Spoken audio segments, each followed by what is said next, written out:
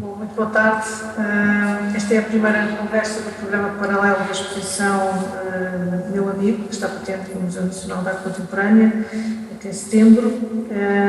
Esta primeira conversa, ou conferência, palestra, algo que quisermos chamar, convidámos o David Santos para falar sobre as relações do Ernesto Sousa com o movimento neorrealista português. Eu passava muito rapidamente a apresentar o David, agradecer desde já o convite e ter aceito participar neste ciclo de conversas, que para nós são particularmente importantes e ajudam, de facto, a dar outros contextos e outros conhecimentos sobre a obra de Ernesto Sousa, para além da exposição.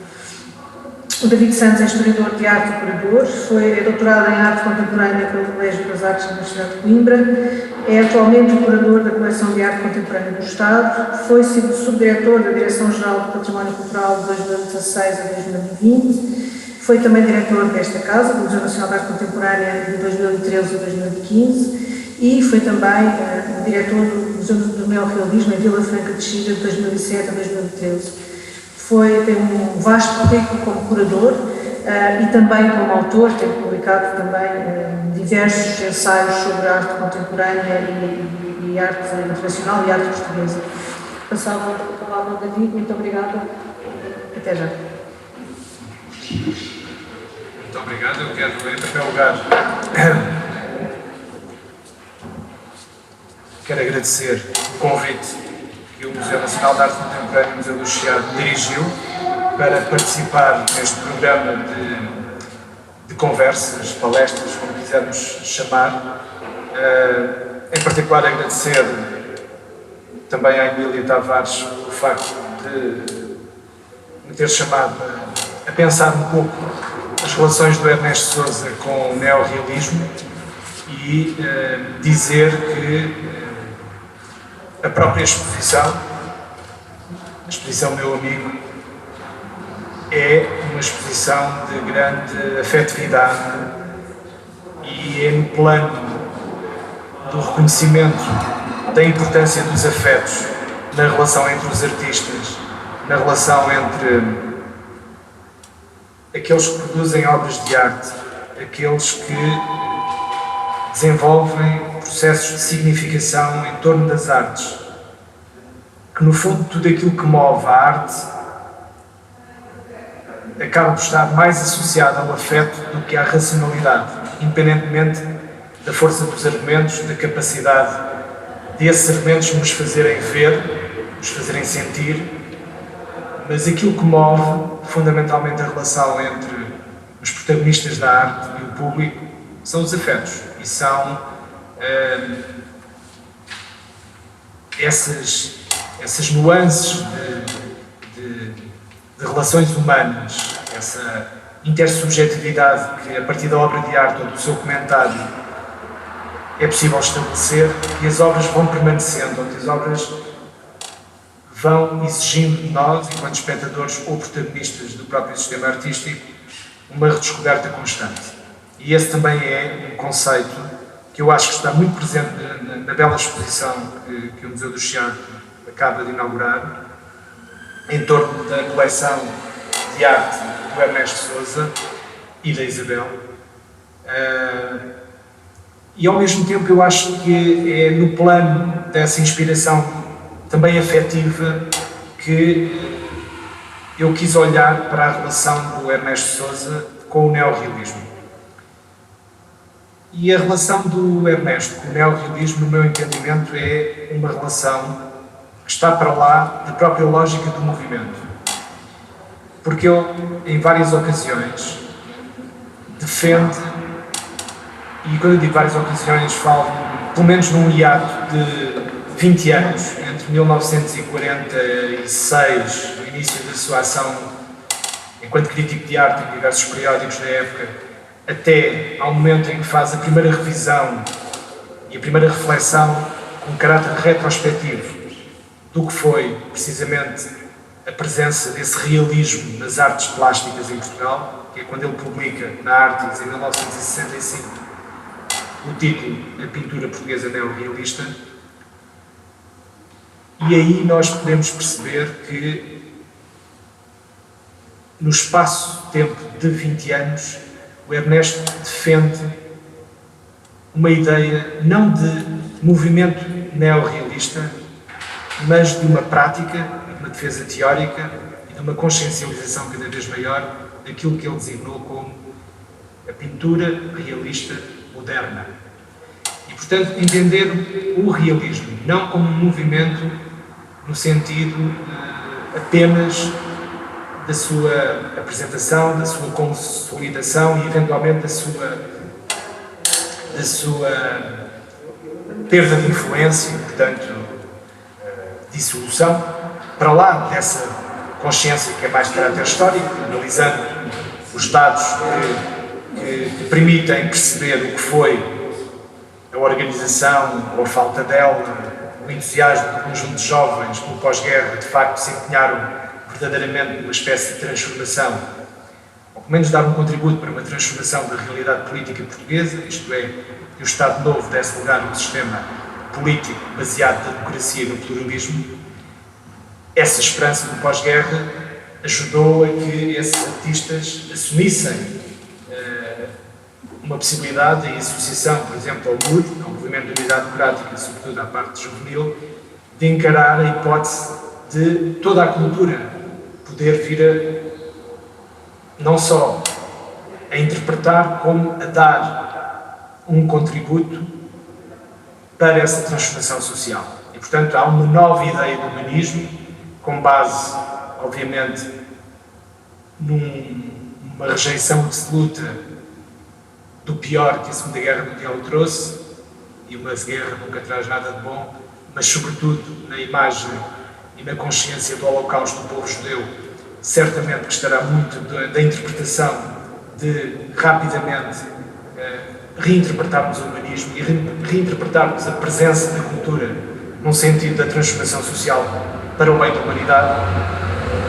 E, apesar de nós podermos localizar no movimento neorrealista português uma intenção de organização, ou pelo menos num impulso de grande entusiasmo em torno de valores neo-humanistas, digamos assim, a verdade é que para o Ernesto Sousa o realismo não é epocal e o realismo moderno não é nenhuma paradoxalidade, não representa nada de antagónico às experiências modernas, seja do cubismo, do expressionismo ou do abstracionismo.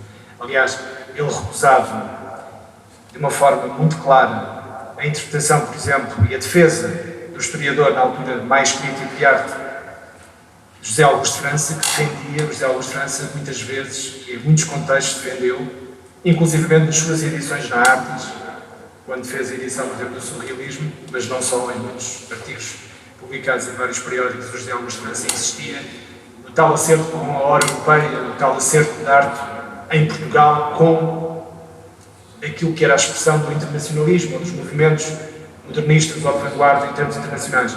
E o Ernesto colocou sempre a tónica no sentido oposto, que é a arte portuguesa não é a arte que se faz em Portugal.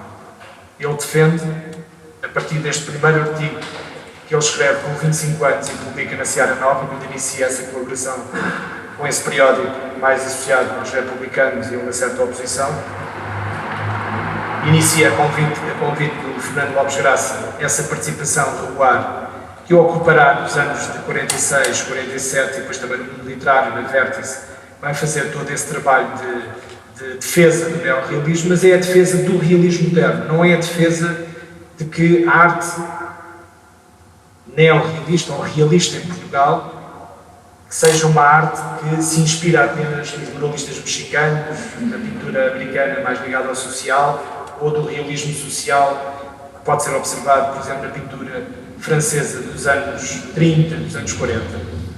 É, para ele, uma necessidade de transversalidade entre o passado e o presente.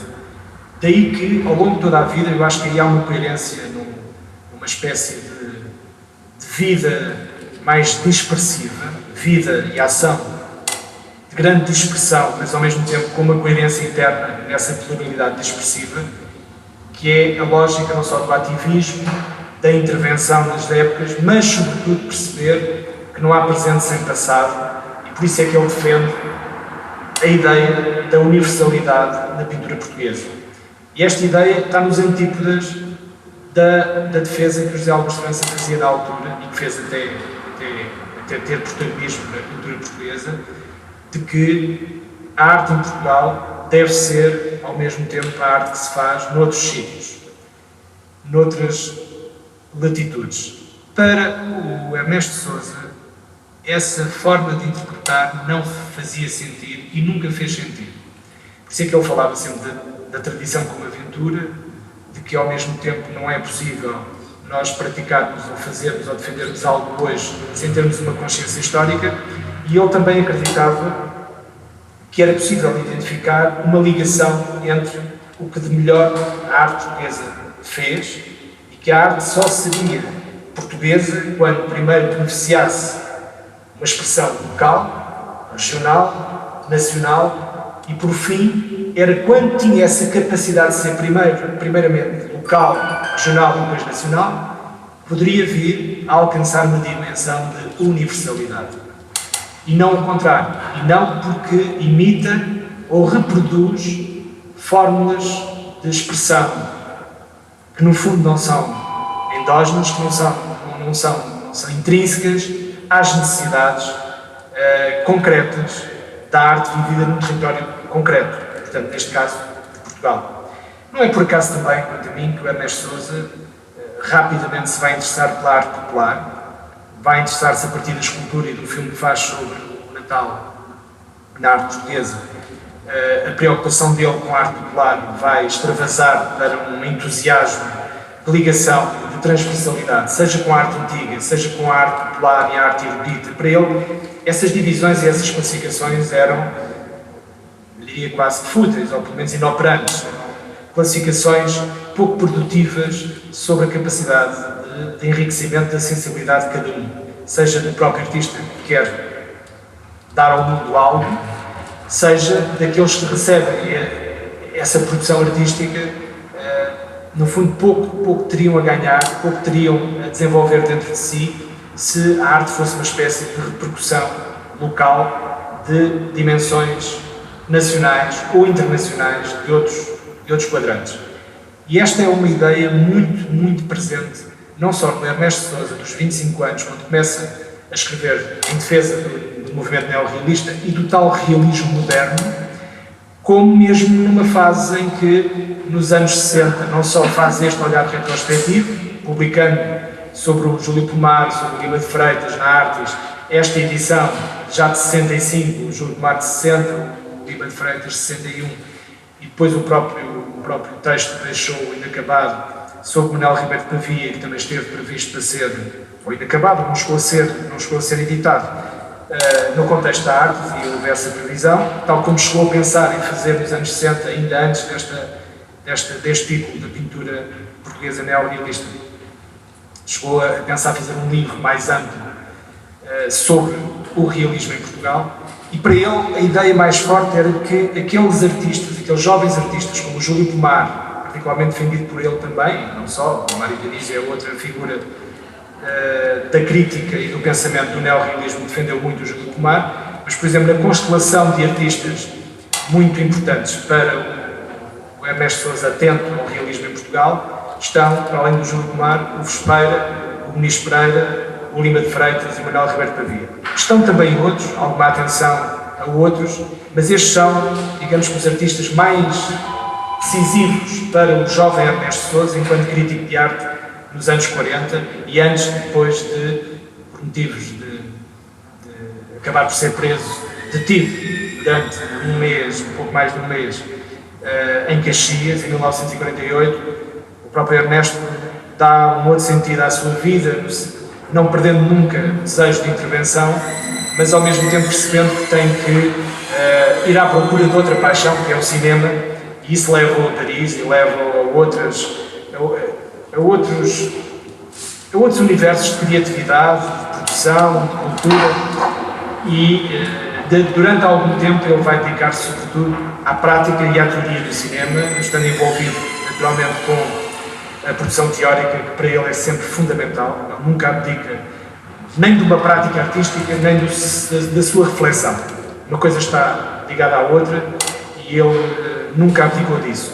Mas o mais importante para mim é perceber que há, no caráter dispersivo, plural mas dispersivo, do Ernesto Sousa, algo que atravessa todas as épocas do Ernesto, que é essa necessidade de não parar, por um lado, de reconverter a energia que ele sente numa espécie de contágio.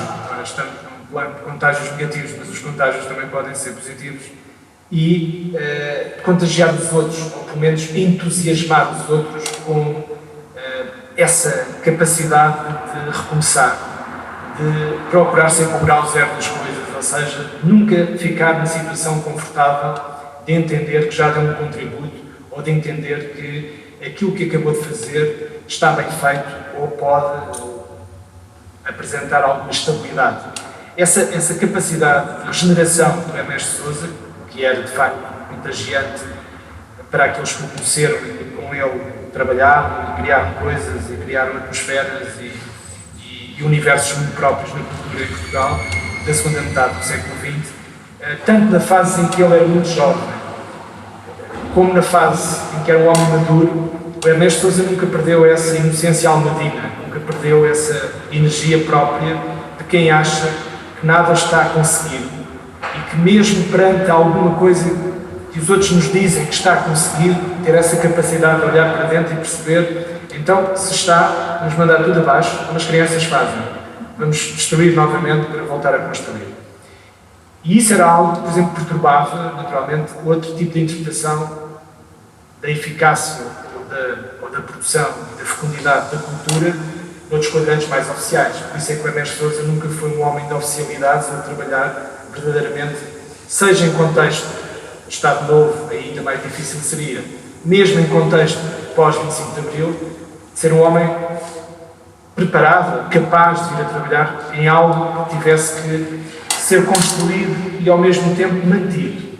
Porque a ideia de manutenção ou de conforto ou de estabilidade eram ideias que para o Ernesto Sousa só trariam coisas negativas à possibilidade de criatividade, ou seja, à capacidade da própria ideia de produção artística ter outro tipo de influências junto de outras gerações, ou seja,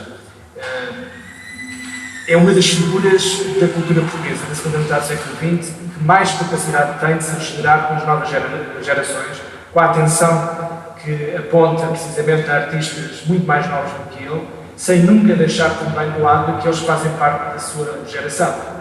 E, portanto, é alguém que defende sempre que aquilo que nos dizem não é necessariamente aquilo que nós devemos entender. E, portanto, é em torno dessas hipóteses de leitura complementar, regenerativa, que ele alimenta, desde o início, essa atenção também ao realismo. Por isso é que ele é capaz de dizer, vou lembrar aqui, citando uma resposta que ele dá ao Leonel Moura em 1980, numa entrevista que ficou intitulada como Borna Travessa do Fala Só, e quando o Leonel Moura lhe diz, então, mas porquê a tua necessidade da crítica? E ele diz, o ato criativo não é um ato isolado. A teoria vem daí, da necessidade, que é uma palavra, uma expressão muito, muito presente nos textos, sobretudo dos anos 40, do Ernesto Sousa, mais tarde também, mas então nesses muito, que é a expressão, o conceito de necessidade. E ele aqui diz, da necessidade de estabelecer pontes. Não vejo contradição nenhuma entre a minha atitude atual e quando eu defendia o neorrealismo. Quando defendia o neorrealismo, por um lado defendia a vanguarda. A questão da vanguarda não está agora a pôr-se, mas eu continuo a ser neorrealista num certo sentido. Isto diz ele em 1980. Com certeza que nós percebemos o que ele quer dizer com continua a ser neorrealista, e era isso que eu queria acentuar.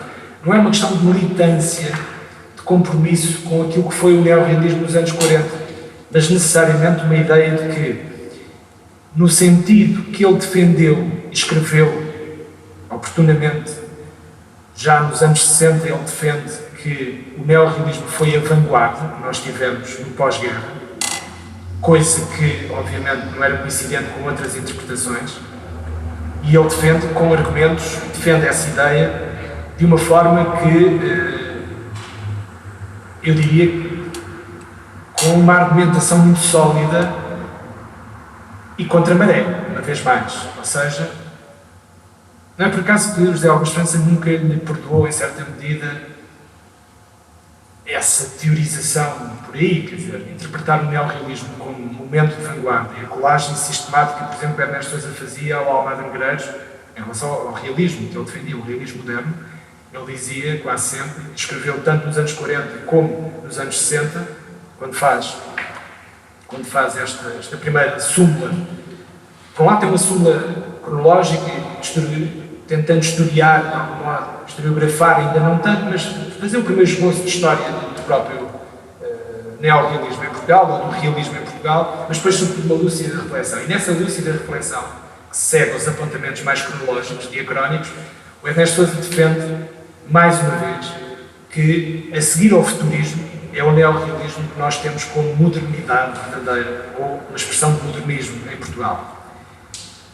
E apesar de, obviamente, isto não ser, mais uma vez, também penso que o Ernesto ficaria satisfeito se aqui estivesse e preferisse que eu não dissesse que isto é mesmo assim.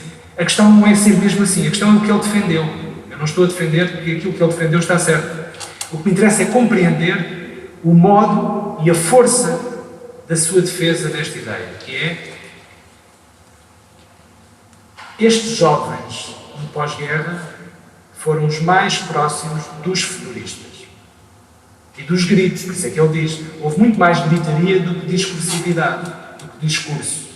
As teorias, muitas vezes citadas, muitas vezes os mestres, muitas vezes convocados, eram convocados de uma forma impulsiva, de uma forma pouco consciente do ponto de vista teórico, mas com grande emotividade e com aquela emotividade que representa as vanguardas do início do século.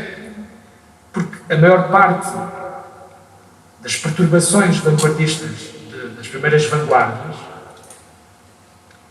não são assim tão conscientes do ponto de vista teórico, são sobretudo reflexo de um impulso, de uma necessidade, lá está uma das expressões mais caras ao Ernesto Sousa, são resultado de uma necessidade e de um imperativo do tempo presente relativamente a uma ação. E por isso é que ele achou, é o meu entendimento, não quer dizer que seja necessariamente isto, mas eu entendo, eu leio que, por isso é que ele liga muito facilmente o Almada Negreiros aos neorrealistas, no sentido da ação como imperativo e da tentativa inocente e ingênua de querer transformar o mundo a partir da ação artística, da ação cultural.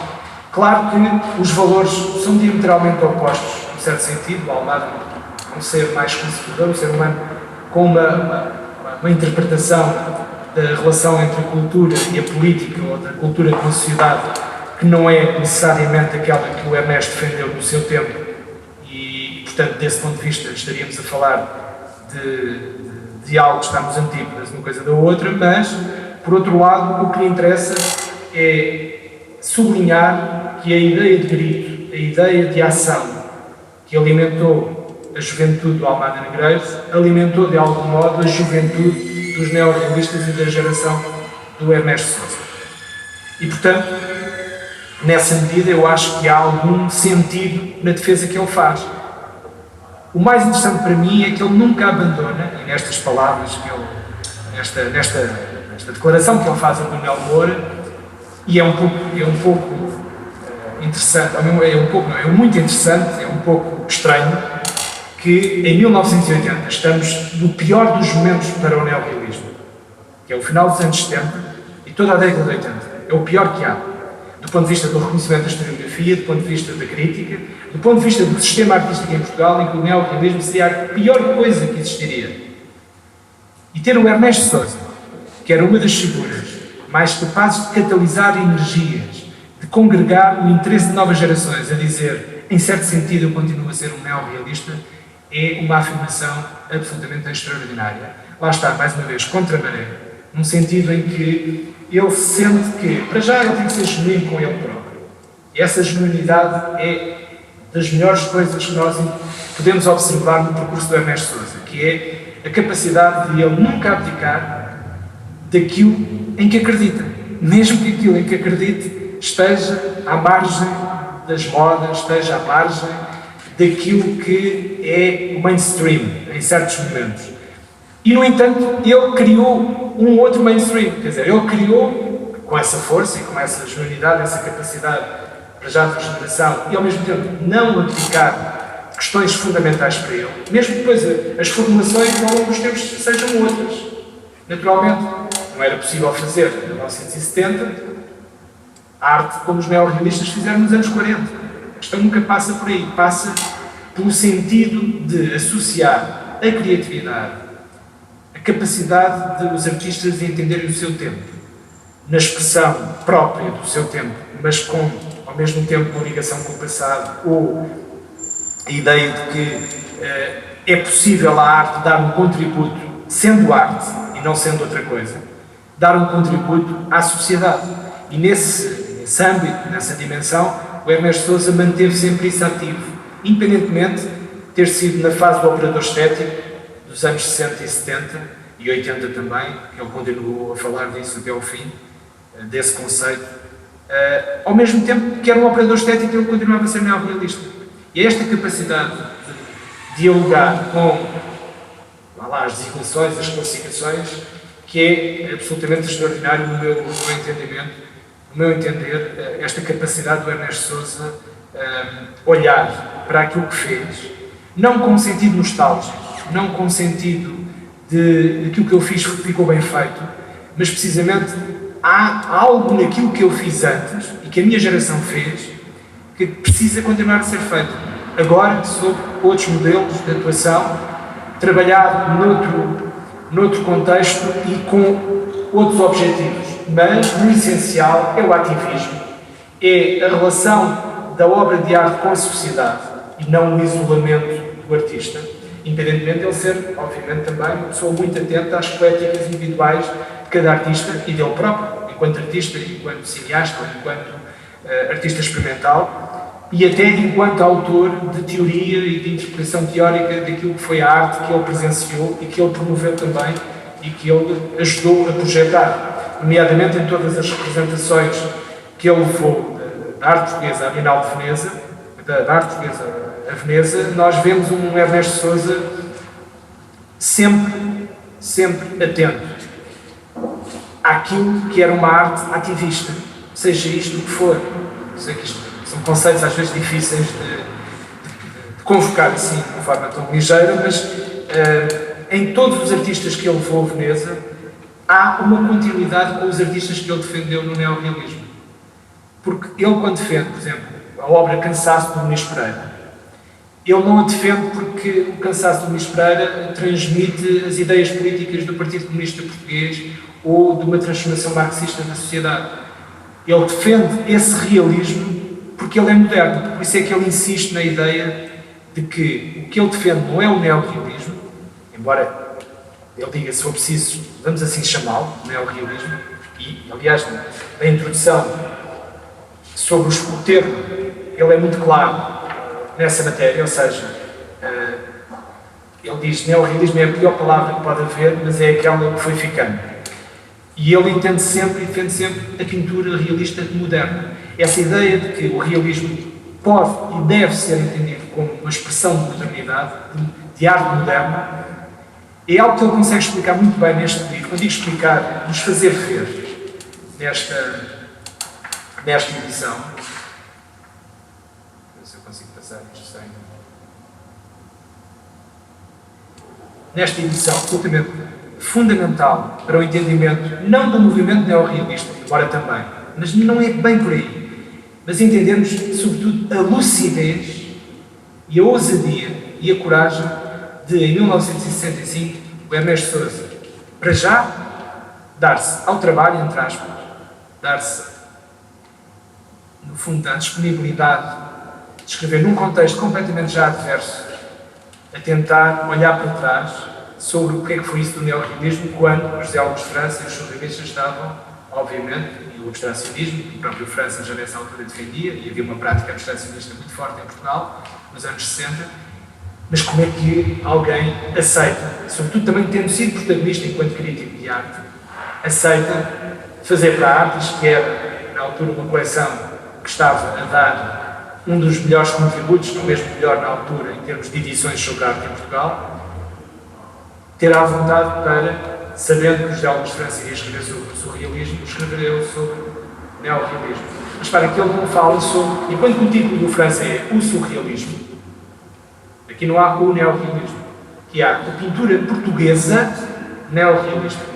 E os títulos, a não ser quando saem uma coisa assim, que os editores é quem põe os títulos, como hoje muitas vezes acontece, na maior parte das vezes, quando se preserva a intenção do autor, os títulos dizem quase tudo. Porque aqui interessava, sobretudo, falar, escrever, pensar lucidamente sobre a pintura. Depois, que o realismo moderno que ele defendia era um realismo moderno português, não em Portugal, mas português. Contrariando tal ideia de França, que a arte portuguesa é a arte que se faz em Portugal. Para o Ernesto Sousa, a arte portuguesa é portuguesa e só depois de ser portuguesa é que pode ser universal. Esta ideia é absolutamente extraordinária, no meu entender, da capacidade que o Ernesto Sousa tem de defender isso em 46, com 25 anos, e continuar já com uma lucidez retrospectiva, encarando com frontalidade desalentos, desencantos, coisas que não correram bem na prática pictórica neorrealista, mas dizendo, nem que fosse do lado do documento, ele diz numa das páginas desta edição, que mesmo os momentos mais falhados do neorrealismo têm uma força de documento humano que não lhe retira nenhum lugar na história da arte em Portugal. E que até o podem promover noutro sentido. E é curioso como a arte contemporânea mais politizada dos últimos 20 anos cada vez mais vai atrás de uma documentalidade, de uma presença do documento, em que, como toda a arte, é sempre também isso. Não será só isso, mas também é isso. E o Ernesto Sousa consegue ter, no fundo, uma lucidez muito própria e que é muito diferente das outras pessoas que pensam a arte em Portugal nos anos 50 e nos anos 60 e sempre capaz de perceber, por ele ter um pensamento adverso à normalidade, ao convencionalismo, mesmo no plano da crítica e da história, que estava a começar a dar uns passos mais ligados à modernidade, que isso não lhe traria nada de concreto do ponto de vista, por exemplo, em termos profissionais, em termos de trabalho concreto, de uma vida melhor do ponto de vista material, mas que manteria acesa a ideia de que o compromisso, tal como no artista, o compromisso do crítico, o compromisso do comissário de exposições ou de quem organiza um pensamento sobre a arte dos outros, que tem que ter o mesmo tipo de interpretação, o mesmo tipo de entrega, que é uma genuinidade, uma solidez que, em primeiro lugar, tem que responder à sua própria consciência. E isso parece-me que é das coisas mais estabilizadas e conseguidas no discurso do Ernesto Sousa entre 20 anos. Por isso é que eu balizei entre aquele primeiro artigo da Universalidade da Pintura Portuguesa a este trabalho de pintura portuguesa neorrealista. Eu queria lembrar, por exemplo, que há conceitos muito fortes em 46, neste primeiro ensaio, neste primeiro artigo, não chega a ser um ensaio, mas que aponta estabilidades e pensamentos que eu diria que se vão manter em muitos aspectos, noutras fases do seu discurso teórico. Ele começa este artigo com algo que pode parecer muito ligado apenas ao neorrealismo. O pintor, como homem e como artista, resulta do meio. A sua obra deve ser o produto imediato da necessidade, está sublinhado por ele, que ele tem de pintar. E mais à frente, numa análise de caráter obviamente marxista, ele refere os estádios e perturbações económicas, sociais, políticas, etc., que solicitam o seu país, a sua classe, condicionam a sua maneira de ser, o seu modo de encarar os problemas. Nada é imóvel. A sua moral, por exemplo, está em íntima relação com a fase evolutiva que atravessa a sociedade a que pertence. Ou seja, obviamente, estamos a falar de uma análise, para já, de um jovem, mas completamente comprometido com uma leitura progressista, com uma leitura hegeliana e marxista, no outro sentido, de que o ser humano artista nunca pode ser apenas o artista, mas sempre alguém que está ligado à sociedade e que está condicionado por aquilo que o rodeia e que, se não refletir, não como um espelho, não é uma relação especular, não é uma relação de transparência, mas de subjetivação desses problemas sociais, que se conseguir traduzir isso em qualquer coisa que acrescente também em termos artísticos àquilo que é a herança de outras gerações, que no fundo aí está a ser moderno e está a dar continuidade a essa capacidade da arte intervir enquanto arte.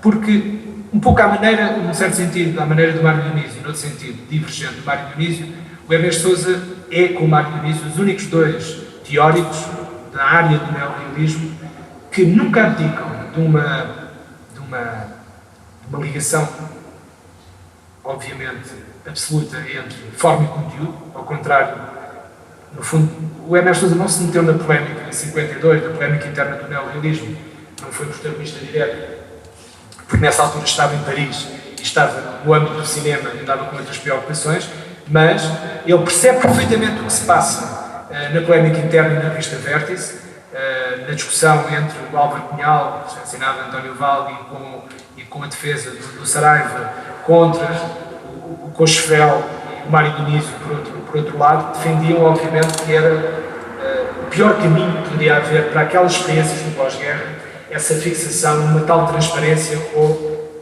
dimensão especular da arte, como se fosse espelho dos problemas da sociedade. E é algo que tanto o Mário Dionísio, por um lado, o Ernesto Sousa, por um outro, vão defender e que os aproxima de uma tese que para nós é, diria, muito mais nossa contemporânea, as teses do Jacques Rancière, sobre aquilo que a arte pode trazer enquanto transformação.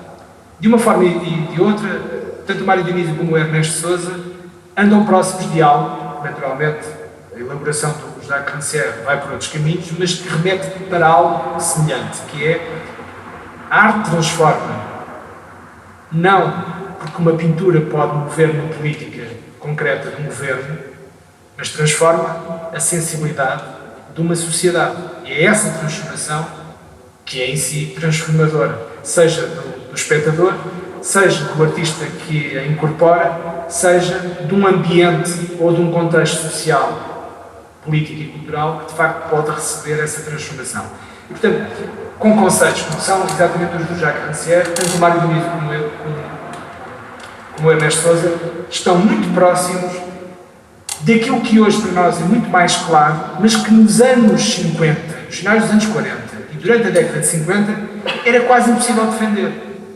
E isso, tanto o Mário Dionísio como o Ernesto Sousa têm que hoje, no fundo, ser reconhecidos por estas novas gerações que estão a reinterpretar a importância do neorrealismo e perceber que as batalhas pelo conteúdo, as defesas sobre a necessidade de comprometer eventualmente formas novas a partir de conteúdos novos, no fundo, deixar que a arte deixe de ser arte para ser, em certo sentido, mais panfletário, um veículo, um meio de transmissão de valores políticos tout court, obviamente que nos anos 40 e 50 era precisamente o contrário.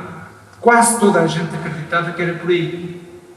E não estar desse lado, estar do lado e andar a publicar coisas, no sentido de que, não, isto está tudo ligado e é impossível fazer-se qualquer coisa transformadora em que haja formas menos importantes, ele diz, o realismo moderno que eu defendo, e que eu vejo em certos artistas como o Júlio de Mar ou o Vespeira, ou o Ministro Pereira, ou o Lima de Freitas, eles são transformadores porque são arte moderna. Eles não são transformadores porque são politicamente comprometidos com a transformação da sociedade. E, portanto, isto é estar do lado marginal, estar à margem, de facto, do discurso oficial, fosse do PC, do Partido Comunista, relativamente a uma ação política e cultural, fosse até do entusiasmo de muitos artistas que mantiveram, de algum modo, até meados dos anos 50. Aliás, este livro, A Pintura Portuguesa Neorrealista, identifica aqui uma baliza cronológica de 10 anos. Eu não estou tão de acordo com, mas isso faz parte, sobretudo 43. Quando o Ernesto Sousa fala de 43, diz que são as primeiras exposições individuais, mas mesmo no que ele fala do Júlio Pomar em 43, eu acho que é difícil de ver exatamente no Pomar de 43 o neorrealista que ele depois vai defender 2, 3 anos depois. De qualquer forma, estou muito mais de acordo com a baliza final, ou melhor, o outro posto da baliza, que é 1953, e identificar o ciclo de Boas como o canto do cisne do movimento e talvez o seu melhor momento. É muito interessante o Ernesto Sousa ter essa capacidade de observar o ciclo do arroz como um momento genuinamente de inspiração etnográfica, numa aproximação também ao registro fotográfico, como o próprio Júlio Pomar também reconhecerá na altura. Aliás, Júlio Pomar é outro teórico. Falamos muito do Júlio Pomar como artista, mas Júlio Pomar é provavelmente o melhor teórico do neorrealismo, se juntarmos ao Júlio Pomar, o Ernesto Sousa e o Mário Dionísio. E também o Júlio Pomar, nos primeiros textos dele, dos anos 46, 47, está naqueles títulos sempre, não é só o título, mas os títulos também dizem muito, a arte e a classe trabalhadora, e por aí fora, em 47, os textos em 46 e 47, os textos do Pomar, por exemplo, na Vértice, no mundo literário, são muito mais, eu não diria dogmáticos, mas muito mais ingênuos e esperançosos com a ação dos próprios neorrealistas. Mas depois há um Pomar a partir de 49, que é um Pomar que vai defender rapidamente a inseparabilidade entre forma e conteúdo, e que é um absurdo poder pensar que o conteúdo pode prevalecer em face da forma. E, portanto, entre eles três, temos, de facto, o melhor que aquela geração produziu do ponto de vista teórico e da capacidade de perceber que o neorrealismo não foi aquilo, e eu continuo a defender isso, e cada vez defendo mais isso, não foi aquilo que o ataque surrealista que é feito a partir de 48, e aí com alguma razão no meu entendimento, que é quando a terceira exposição geral de artes plásticas, os surrealistas dizem como é que vocês aceitam a censura prévia do governo do Estado Novo à exposição na SMBA, quando as exposições são livres. Quando o ano anterior, em 47, tinha havido aquela apreensão de cerca de 12 peças e, a partir daí, a vigilância do Estado Novo às exposições gerais passou a ser completa, total e completa, ao ponto de haver uma observação a priori, no fundo, a filtragem da própria vigilância política relativamente às possibilidades de mostrar. E aí os jornalistas, praticamente, tiveram muito bem, que não é possível achar que estamos a colaborar com alguma liberdade quando nós próprios admitimos essa censura prévia. E, portanto, ao saírem. Mas depois, independentemente desse valor, de uma divisão que ali se faz entre surrealismo e neorrealismo, há todo um trabalho de afirmação do surrealismo, que é muito válido, mas que, com o protagonismo crescente, poderosíssimo dos Diálogos de França na crítica e mais tarde na historiografia em Portugal, foi colocando o neorrealismo numa dimensão quase anedótica, quase patética, ingênua, por parte de uma geração que não tinha, apesar das ingenuidades, porque não venham dizer que no surrealismo não há extraordinária ingenuidade, e ainda bem que houve, essa questão de que a ingenuidade foi toda para o lado dos neorrealistas e que no surrealismo estava a capacidade de ser profundo, de ser, e no fundo não ser tão ingênuo, é precisamente aí que eu acho que não faz sentido, mas que fez escola. Essa reflexão fez escola. E hoje em dia nós temos, felizmente, outras gerações de historiadores e de estudiosos que começam a olhar para o neorrealismo para lá daquilo que foi a historiografia, lá está, oficial, iniciada na Universidade Nova de Lisboa, porque foi aí que foi iniciada a historiografia, no fundo, a história da arte moderna em Portugal. E, ao mesmo tempo, o Ernesto Sousa consegue estar num plano sempre de afirmação daquilo que não é expectável. Tanto enquanto crítico, e reparem, pode dizer, bom, mas o neorrealismo era a moda, digamos assim, era a vanguarda, como os próprios, alguns deles defenderam, o próprio Júlio Pomar também defendeu em artigos em 47 e chamou-lhe mesmo vanguarda, era a nossa vanguarda. E o Ernesto Sousa também fala da expressão de vanguarda, em muitos momentos, e sobretudo em termos retrospectivos. Já o Eduardo Dionísio, que era muito mais distante e irónico sobre isso, vai sorrindo sobre essa expressão, mas o Júlio Pomar e o Ernesto Sousa associam muito à questão da vanguarda. Mas essa moda da época, no fundo, essa moda do pós-guerra, não retirou ao neorrealismo a ideia de consequência, ou seja, nós não vemos no exercício da contemporaneidade do neorrealismo no pós-guerra uma lógica, por exemplo, de imitação do que se faz lá fora. Ainda que, por exemplo, o Ernesto Sousa sublinhe muito isso, e eu não estou completamente de acordo com ele quando ele diz que, no caso do neorrealismo, que é um realismo que vem das nossas necessidades da arte portuguesa. Há alguns aspectos desta construção, já nem digo por ter 25 anos, também nos anos 40 ter 25 anos não é a mesma coisa que em 2020 ter 25 anos. Eu diria ter 45 anos em 2020 é capaz de ser mais imaturo uma pessoa com 45 anos em 2020 do que ter 25 anos em 1945. Isto é um exercício assim, um bocadinho estapafúrdio da minha parte, especulativo, mas... E, portanto, eu não posso dizer que o Ernesto Sousa, por ter 25 anos, estava a ser, de algum modo, ainda imaturo ou ingênuo em algumas afirmações, até porque elas não são contraditadas de uma forma clara, no futuro, noutros contextos. Pelo contrário, são recuperadas.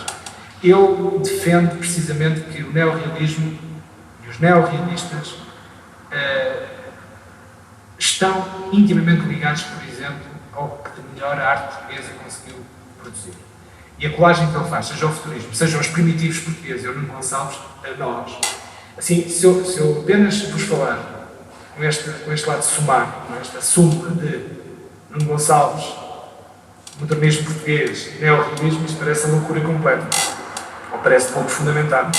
No entanto, se lermos atentamente os textos do Ernesto Sousa dos anos 40 e este trabalho da pintura portuguesa neorrealista, nós percebemos que ele está muito mais sólido nessas ligações do que a súmula dessas ligações podem sugerir. Eu diria que é um entendimento da história da arte feita hoje, isto parece abusivo, ou parece colado assim de uma forma pouco sólida. Mas eu quase que chamo a atenção da necessidade de lermos não apenas os chavões, lá está, as sínteses, mas irmos ler todas as palavras e os pensamentos que o Ernesto Sousa produziu nestes seus textos. Tanto nos de 46, 47 e 48, depois com o interregno, e quando ele volta em 1959 a escrever sobre, reparem, passado 10 anos, ele está a falar outra vez sobre a necessidade de uma estética realista, moderna, na produção de artes plásticas e também no cinema, mas de artes plásticas também. Portanto, não há aqui nenhum abandono. E reparem, estamos a falar de um homem que depois, entretanto, tem mais mundo.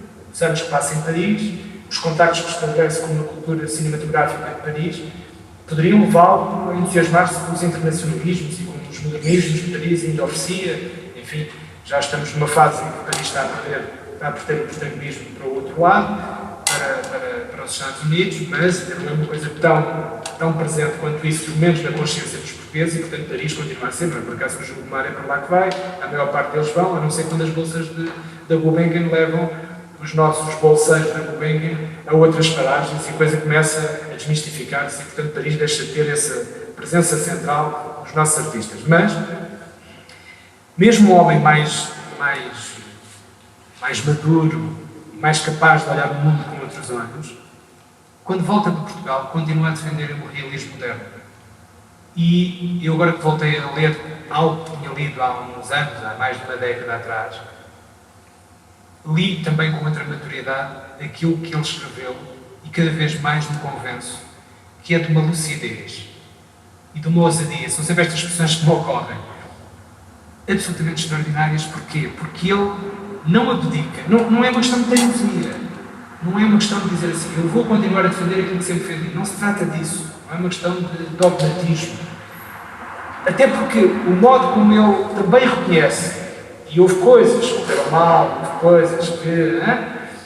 nas outras, nós, e reparem que ele publica isto em 1965, estamos em 2020 e somos capazes de olhar e ler isto e perceber que ele acertou em quase tudo no modo como interpretou os momentos fundamentais da tal expressão realista na modernidade portuguesa e de como, em 65, já foi capaz de perceber que tinha corrido melhor e que tinha corrido pior.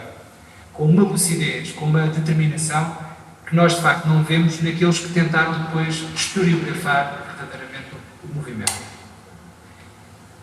E isso é impressionante, porque revela a sensibilidade e a capacidade que ele teve para perceber o que ele rodeava e aquilo que tinha a ver com o seu próprio protagonismo, quer dizer, com a geração que ele protagonizou e com a capacidade que ele viu nessa promoção de uma arte viva, de uma arte humanista, de uma arte que tinha esperanças de transformação. Mesmo que aquelas expressões e chavões da arte útil, da arte transformadora, humanista, quer dizer, tudo isso, hoje se nós pusermos as coisas todas separadas, pusermos conceitos uns para aqui, outros para lá, podemos pensar que tudo isso eram chavões muito fracos. E realmente em alguns teóricos as coisas eram mais panfletárias do que propriamente de reflexão genuinamente cultural e artística. Mas no caso do Ernesto Sousa, do Júlio Pomar e do Mário Dionísio, a força da reflexão deles pode ainda ser determinante nas nossas leituras de hoje. Eu há pouco tempo também fiz uma abordagem à Paleta e o Mundo do Mário Dionísio, e a Paleta e o Mundo do Mário Dionísio é uma obra absolutamente fundamental se nós quisermos perceber o que é a capacidade de espírito de uma pessoa no entendimento de uma história de arte que não existia em Portugal quando ele começou a fazer aquele trabalho, e ao mesmo tempo a atualidade de uma série de aspectos da relação entre a arte moderna e o público, a dificuldade, as possibilidades de desocultação. E o Ernesto Sousa tem, numa dimensão que não é tão prolongada, nem tão dedicada desse ponto de vista, porque o Ernesto Sousa é um homem de energias, de congregação, de projeção também para os outros, e precisa dos seres humanos ao pé dele. Não estou a dizer que o Mário Dionísio não precisaria, mas era um homem mais com os seus livros e com as suas ideias, e portanto não produziu tanto, mas aquilo que produziu, mesmo em textos curtos, o Ernesto Sousa tem uma capacidade de perceber que aquilo que sempre defendeu enquanto realismo não é incompatível nem com o abstracionismo, nem com o surrealismo. Aliás, desta obra, a pintura portuguesa, neorrealista, ele descreve e defende que há a ver surrealismo em Portugal, que há, ele reconhece. Ele nasceu do próprio neorrealismo. Isto não nasceu do ponto de vista formal, mas que nasceu das dissensões, nasceu das conflitualidades da própria geração e nasceu das amizades. E nasceu de, a maior parte deles, não todos, mas uma boa parte deles, passou do neorrealismo para o surrealismo. E, portanto, isto é um fenómeno que o Ernesto Sousa diz. Isto tem que ser pensado e estudado. E ele consegue perceber que isto não é para dizer passaram porque o neorrealismo era mau e o surrealismo é que era bom. Ele diz, isso não faz sentido nenhum, e é preciso olhar para as coisas e perceber que se calhar houve outras circunstâncias que levaram alguns dos artistas a abandonarem e outros até a retrocederem-se a Salvador. Por exemplo, o Luís Pereira passa depois para o surrealismo e depois rompe o surrealismo e volta para o neorrealismo.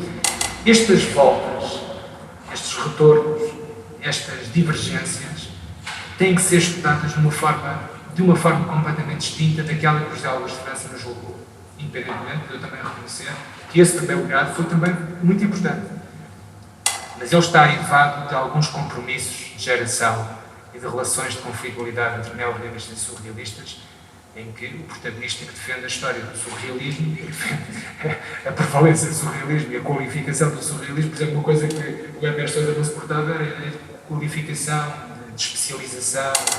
Tudo nele apontava precisamente para o contrário. Estás-te a especializar, então vamos despecializar. Ou seja, vamos sempre procurar puxar o tapete àquilo que está construído. E também por isso é que o Ernesto Sousa foi encarado por alguns outros que foram construindo um percurso mais oficial, mais próximo de uma certa solidez, identificado e reconhecido enquanto tal, com algum desdém. Essas pessoas foram olhando para o Ernesto Sousa como um homem da energia, como um homem que espalhava afetos e energias, mas que não era de levar muito a sério pelo lado das suas teorias e da sua capacidade argumentativa. E eu cada vez acho que não só isso está errado, já achava isso, mas cada vez acho que o Ernesto Sousa tem uma capacidade de estruturação, de argumentação muito mais sólida do que até agora foi reconhecido. E portanto, de algum modo, este convite para falarmos um pouco sobre a relação do Ernesto Sousa com o neorrealismo é um convite que me abriu também a necessidade de escrever um ensaio sobre esta questão. Porque acho que o Ernesto Sousa continua a ser muito associado apenas aos anos 60 e 70, claro, uma ação muito mais terrena, no certo sentido, mas há ligações entre esses tempos, dos anos 60 e 70 e os anos 40, que me interessam explorar precisamente a partir deste convite que a Emília Tavares dirigiu de uma forma muito simpática e que é o início de qualquer coisa que eu espero que dê, não vai dar, um texto que vou escrever. Muito obrigado.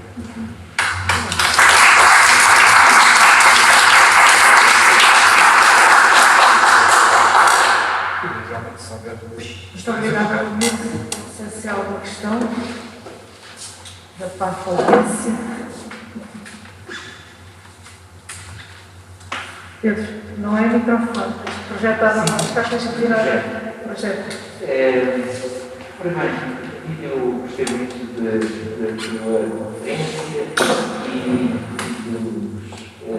da tarefa que foste descendo entre a possibilidade de uma vanguarda e da nossa vanguarda com a política, no fundo.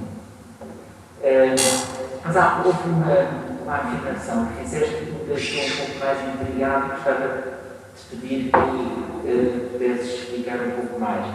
E que se relaciona com as representações portuguesas da Bienal de Veneza, que o Ernesto foi curador de comissão, tinham todas elas uma dimensão ativista. Eu não consigo perceber bem a relação aqui. Não, o que eu quis dizer de uma dimensão ativista não é no sentido como nós hoje interpretamos esse conceito. Embora, ao puxar esse conceito, é natural que haja essa dúvida de como é que eu o apliquei, como é que eu o convoquei ou porquê. Não é no sentido que a obra, seja da Helena Almeida, seja José Barrias, seja muitos outros que eu levou, ou João Vieira, sejam ativistas a partir da performance. Nós poderíamos dizer que, de algum modo, era o ativismo da época, a performatividade. Mas o que eu quis dizer foi que, da mesma forma que o Emerson Sousa fala de ação, é nesse sentido, de ação, que ele também identifica, por exemplo, nos neorrealistas. Para ele, há a ação cultural, artística, que é também de interpretação política, tanto nos neorrealistas, como, por exemplo, na Helena Almeida, com o modo como transforma a arte. Não é no sentido ativista, como na arte que hoje vemos a trabalhar e a afirmar-se no sistema artístico internacional. Não é nesse sentido de ativismo artístico, não é no sentido das Guerrilla Girls a defender a questão de género, não é nesse sentido.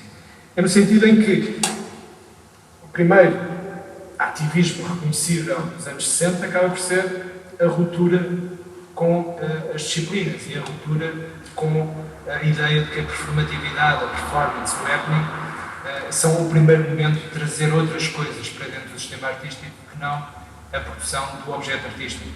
É nesse sentido que todos aqueles que levou estão próximos dessa ideia. Agora, essa ideia é provavelmente um pouco abusiva de estar a convocar essa expressão ativismo.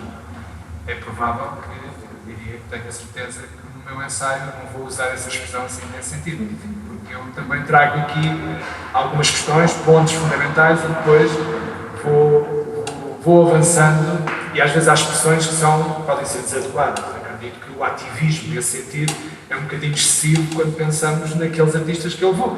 Mas eram os artistas mais próximos de uma ideia de transformação da arte dos anos 60, em que já não há as questões do abstracionismo, figuração, neofiguração, tudo isso. Ele não leva ninguém desses, não é? Leva sobretudo artistas que depois vão fazer digamos que o mainstream, isto pode ser também dito desta forma, da arte portuguesa nos anos 70 e 80 e até os anos 90. Quer dizer, todos esses artistas que ele levou foram artistas que permaneceram ativos e influentes na arte portuguesa e quando eles surgiram por uma lógica de ruptura absoluta com o sistema de pintura de cavalete, o sistema de obra fechada em si, para não usar aqui também outra expressão que é muito usada de uma forma também errada, que é a questão da obra aberta. Não é por aí que eu quero ir, mas é a ideia de que aqueles que o Emerson Sousa vai defender nos anos 60 e 70, e é mais isso, são artistas que estão próximos de uma ideia de ativismo artístico que ele vai desenvolver, por exemplo, na Alternativa Zero. Agora, que ativismo é esse? É residual, ou por exemplo, no CAP, o Círculo das Plásticas de Coimbra, quer dizer, o aniversário da arte, todas as festas que ele, a Tulia Saldanha, todos eles fazem em Coimbra, são o reflexo da possibilidade de uma espécie de arte de ação. Ação no sentido também do ego e da performance, não no sentido tão politizado como isso. Não era bem por aí.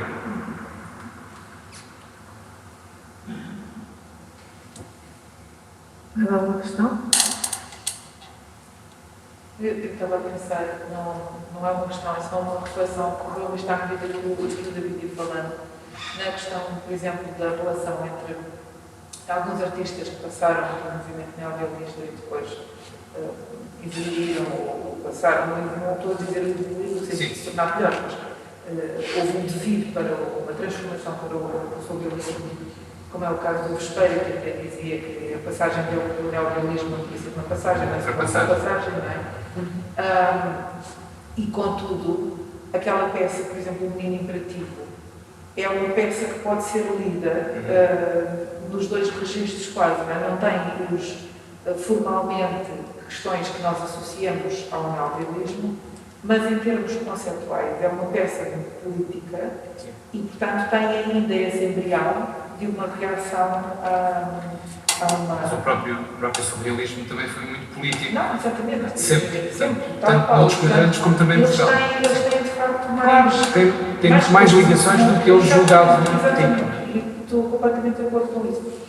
Mas queria também só comentar que esta, de facto, concordo também contigo nessa questão de foi muitíssimo importante disseminar o José Augusto de França, mas obviamente que não é só uma questão de ele estar ligado também mais conceptualmente a um determinado movimento, mas o simples facto de a cada um de nós, de algum modo, nos ser dado conhecer uma parte da realidade, não é? Portanto, não vamos ficar sempre presos ao ponto de vista ou à teorização de um único autor. E a necessidade de hoje voltarmos a olhar para a história e de repensarmos e de interrogarmos continua a ser algo que é importantíssimo. Portanto, estas visões críticas Com certeza. não é? São fundamentais para que nós possamos, de facto, olhar para as coisas de uma forma mais complementar. A única coisa que eu aponto isto com alguma frequência, já me tenho dito, eu sou um pouco chato com isto, mas, e é provável que seja, não ponho esse lado, mas é que eu não critico apenas o José Augusto de França. Eu critico toda a escola seguinte, as gerações, até critico mais esses, porque o José Augusto de França ainda tem a desculpa, entre aspas, de ter sido um protagonista. Justamente. Embora uma coisa é o crítico pode ser o teórico, o companhão de ruta, pode obviamente estar contra aqueles e a favor deste. O historiador, pelo menos aquele que acredita que faz ciência ou que faz qualquer coisa mais próxima de métodos científicos, já acho que teria que ir menos para um lado, ou melhor, tinha que ir para um lado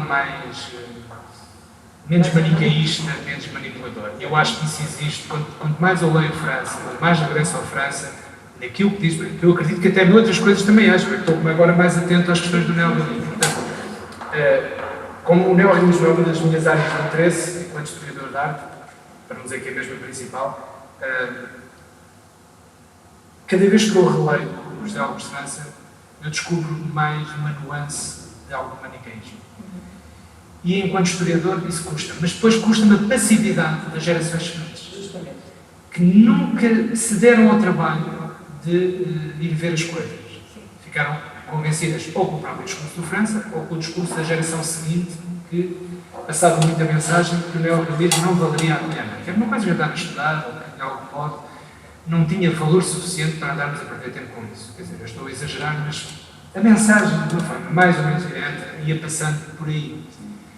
Como eu próprio também fui formado na licenciatura e no mestrado na Nova, também posso testemunhar que, quando me aproximei do neorrealismo por outras circunstâncias, também transportei durante algum tempo alguns dos preconceitos que depois descobri que o melhor é jaravatar melhor, porque isto está colado com o cuspo, como se costuma dizer.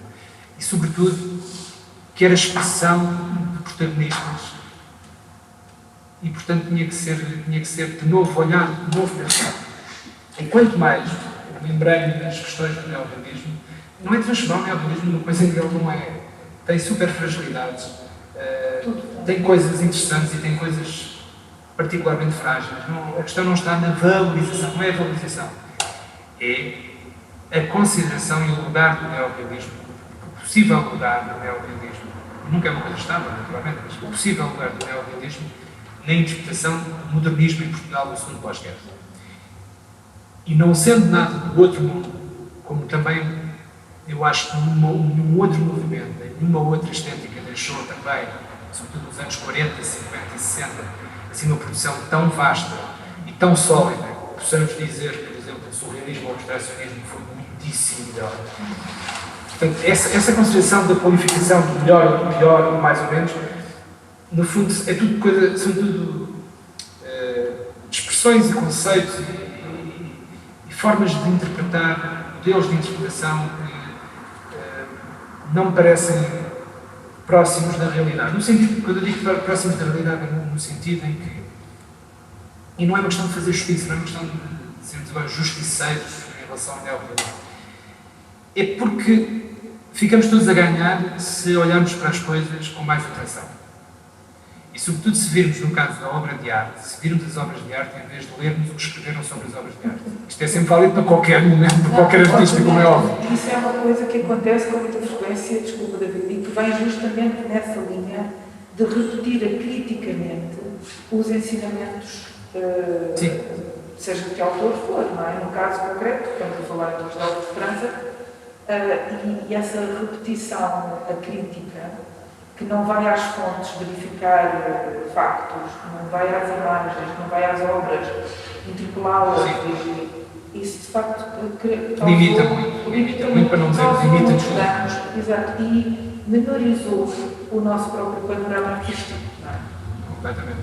E não é só no caso do neorrealismo, mas no caso do neorrealismo isso nota-se muitíssimo. É muito mais complexo. Tudo isto é sempre muito mais complexo. E, sobretudo, depende da atenção. Eu acho que é muito importante. E acho que já vão aparecendo das novas gerações pessoas interessadas em estudar com seriedade o neorrealismo. Eu não estou a dizer que o José Alexandre não foi sério, não é isso. Mas, são coisas que vêm também do íntimo, da psicologia, quer dizer, no sentido, às vezes, do inconsciente, ir por aqui, não por ali, e olhar para as coisas. Quando eu vejo o José Alexandre a citar textos do Heber Sousa, ele cita naquilo que lhe interessa citar. Claro, mas isso, eu também faço isso, atenção, todos nós fazemos isso. Eu não estou a crucificar ninguém quando faço este tipo de observação. Isto é mais para estimular, eventualmente, algumas pessoas interessadas em olhar para aquilo e começar a fazer uma leitura crítica. Que outros farão daquilo que nós estamos agora a dizer e a pensar neste momento daqui a uns tempos. É mais ou menos isso. Assim se espera. Assim se espera que tenhamos nós a capacidade de produzir qualquer coisa que valha isso. Podemos um pouco, mas é só se como tu dizes bem, não há qualidade absoluta. Pelo que não existe uma história científica. Uma história é sempre uma crítica em diferido. É uma crítica feita sobre várias críticas. É sempre um juízo. E sem juízo não existe história. Logo, é impossível a existência de uma percepção que fosse absolutamente neutra. Mas discordo profundamente do que estás a dizer em relação aos jogos de França, porque o próprio jogos de França, primeiro, nos anos 60, escreve um artigo da cisão necessária da terceira geração modernista. E, portanto, a terceira geração modernista é uma geração configurada por diferentes movimentos, uma certa complexificação, felizmente, do panorama moderno foi sofrendo, no sentido positivo do termo, no contexto nacional, e uma parte dessa geração é o neorrealismo, também encostado a uma dimensão modernista. Por outro lado, toda a história que faz o José Augusto de França sobre o neorrealismo, eu não encontro, até muito já me falo depois da parte de conversas que tive com o Sousa, mas alguma crítica a um artista como o Júlio de Mário. O Júlio de Mário é um artista profundamente valorizado. É o único. É o único. Ele é o único. Mas não é o único, mas mereceria essa atenção. Sim, certo, não valoriza o Manuel Filipe, mas também o Ernesto também. O Ernesto também não. Também não. Isto parece fundamental para o Manuel Filipe. De facto, A posição do José Augusto de França era uma posição interessada num modernismo que vai no sentido que não está interessado numa ligação estrita do modernismo com política, nesse sentido. Chegaria a outros lados e tal, mas também falar de identidade, que seria exagerado para isso. No entanto, o Ernesto está preocupado com uma tentativa de ação.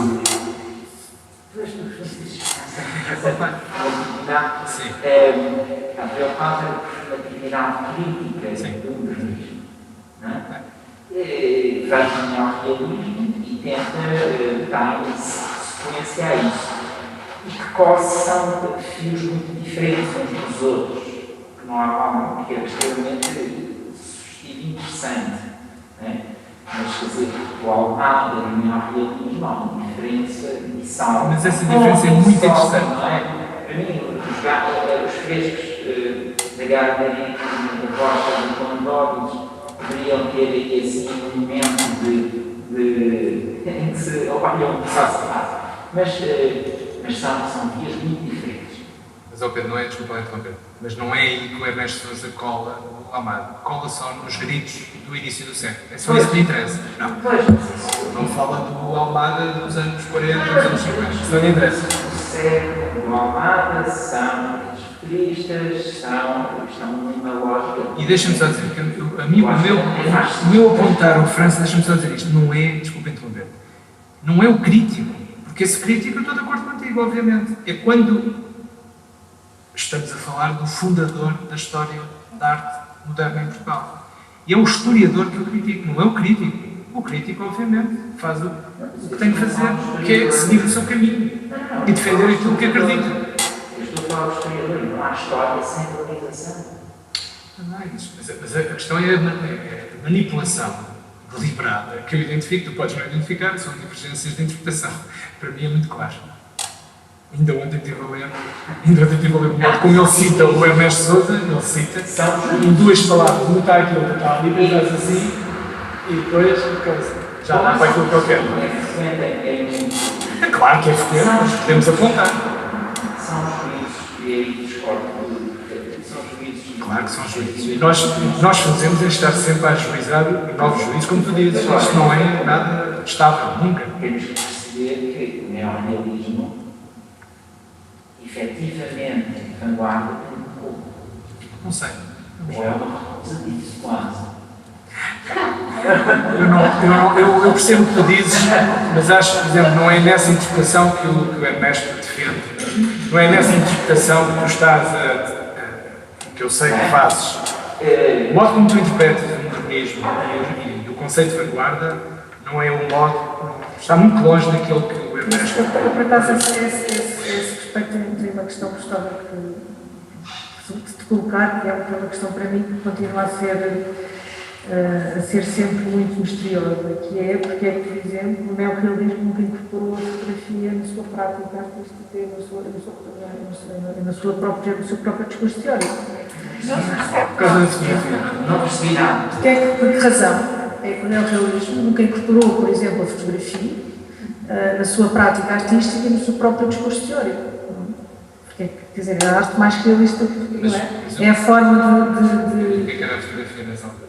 Tem mais a ver com isso? Não é isso. Não. O reconhecimento do sistema artístico.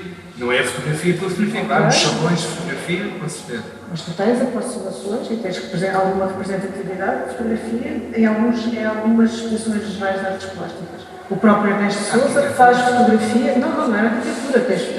Tens salonistas a participar nas exposições de artes plásticas, o que é um contrassenso até, não é? Aliás, a maior parte, tirando o Vitor Paulo e o Kelvin Amaral, todos os participantes das exposições gerais das 3 ou 4, eram salonistas. Salonistas puros. Não tinham qualquer ligação com mais nada. Foi integrar o pensamento. Porque é que até para alguns teóricos menos importantes foi associado a esse horror que era o abstracionismo. O abstracionismo, portanto, era uma espécie de diálogo, não é, para alguns teóricos. e a única valorização, a única defesa da própria qualidade realista da fotografia é feita precisamente pelo Mário Diniz. Num texto de facto admirável, em que ele quase que justifica a importância da fotografia no quadro do pensamento realista. E é o único. Não é? Mas isso para mim, de facto, sempre foi um bocadinho um mistério, percebes? Continua a ser para mim uma questão que eu percebo que é uma questão de falta de representatividade e de falta de inclusão naquilo que era o sistema artístico português e que vem desde a modernidade, vem de facto desde o início do século, como é óbvio, e anteriormente também.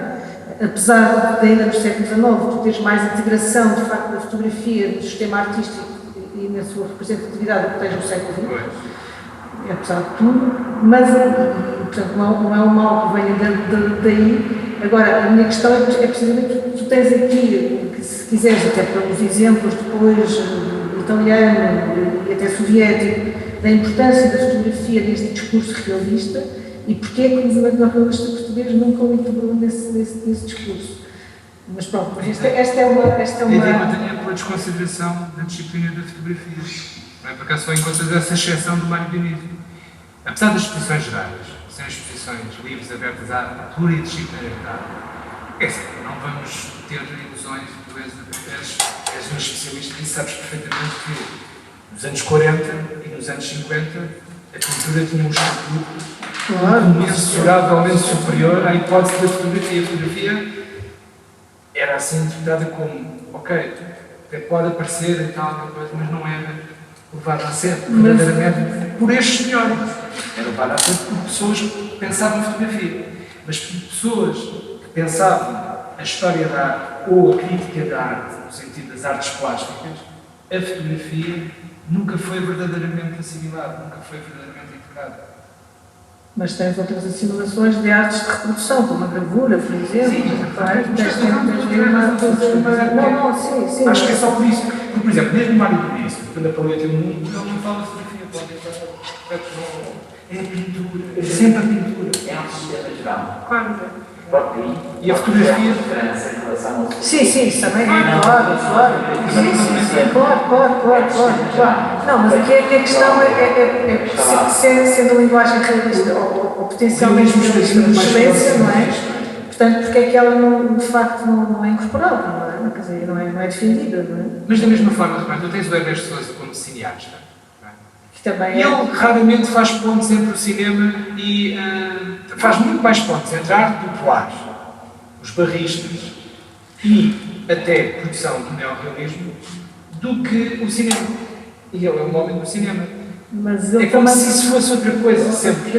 Mas ele, quer dizer, a assimilação do Dom Roberto, por exemplo, ao movimento neorrealista, não era para ele uma coisa completamente clara, não é? Nem podia ser, é porque aquele filme é um filme de charmeiro, um filme já anunciou cinema novo, tem coisas de um lado, tem coisas, mas tem aquela coisa poética, que darem aos saltos, em câmera lenta, quer dizer, se isso não é cinema novo, isso até pode ser surrealismo, neorrealismo é que não é.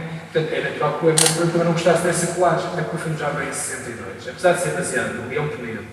O Leão Penedo está associado a muitos argumentos dos poucos filmes que o Manuel Guimarães fez, quer dizer, os Saltimbancos, que é um bocadinho similar em alguns aspectos ao Dom Roberto, mas estamos a falar de qualquer coisa que eu também entendo porque é que o Ernesto Sousa via nisso já outra coisa. O que eu me interrogo, da mesma forma que tu te interrogas também em relação à fotografia, nunca ter tido a atenção por parte dos neorrealistas e dos teóricos do neorrealismo, com essa exceção desse texto do Dionísio, é que até o cinema é sempre visto, e mesmo nas colagens que foram feitas por alguns críticos de cinema, até havia muito esta separação, é o crítico de cinema e o crítico de arte. Embora o Ernesto Sousa tenha sido as duas coisas, no certo sentido, mais teórico de cinema do que crítico de cinema, no sentido mais convencional, mas nem ele ligou muito a estas coisas. Eu acho que tinha a ver com a superlatividade da pintura, ainda como bela arte, como arte maior, com A maior. Não é por acaso o cinema é a sétima arte. Quer dizer, isto são considerações que nós hoje não utilizamos. Mas temos de nos pôr um bocadinho, lá está no timing dos anos 40 e 50, e nos anos 40 e 50 era a sétima arte, apesar da mais generalista de todas, juntamente com a fotografia. Aliás, Portanto, este tem a ver com a época. É transversal, tu não tens praticamente ninguém a dizer ou reivindicar, pelo menos em Portugal, terás em outros países, mas em Portugal não tens ninguém a reivindicar a fotografia para o lado da grande arte. Só mais tarde, de uma forma mais concreta. Isto tem a ver com sistemas de pensamento, com modelos, com redes de reflexão que privilegiavam a pintura, até mesmo, por exemplo, porque é que o Weber Sousa é a pintura portuguesa, não é as artes plásticas, que ele praticamente só tem uma palavrinha em relação às culturas, uma coisita assim, de vez em quando lá fala, que há ali a Badeira, lá espera de Conceição, aquelas coisas, e depois diz que até o Tomar fez umas coisas. De resto, tudo era sempre, até a escultura. A pintura é a arte que impera todo o discurso, que é o motor de todo o discurso estético. Infelizmente, também estou de acordo que eles estavam um pouco atentos e não souberam interpretar, inclusivamente a importância da fotografia no sistema, por exemplo, soviético. Embora o sistema soviético também não é exatamente, não é nada próximo daquilo que foi o realismo social. Sim. É outra coisa muito antes, com outros objetivos. E que até foi minado. Repara, se depois fazes neorrealismo porque és comunista, e os comunistas estão a dizer que o construtivismo é para o lixo. Portanto, há ali um afastamento, não há uma compreensão. Pelo menos isso não há compreensão, se percebe. E porquê isso? É mais complicado. Responder. Não sei se existe mais alguma questão. Certamente haverá muitas vezes. Há muitas. Muito obrigada e obrigada a todos também. Obrigada.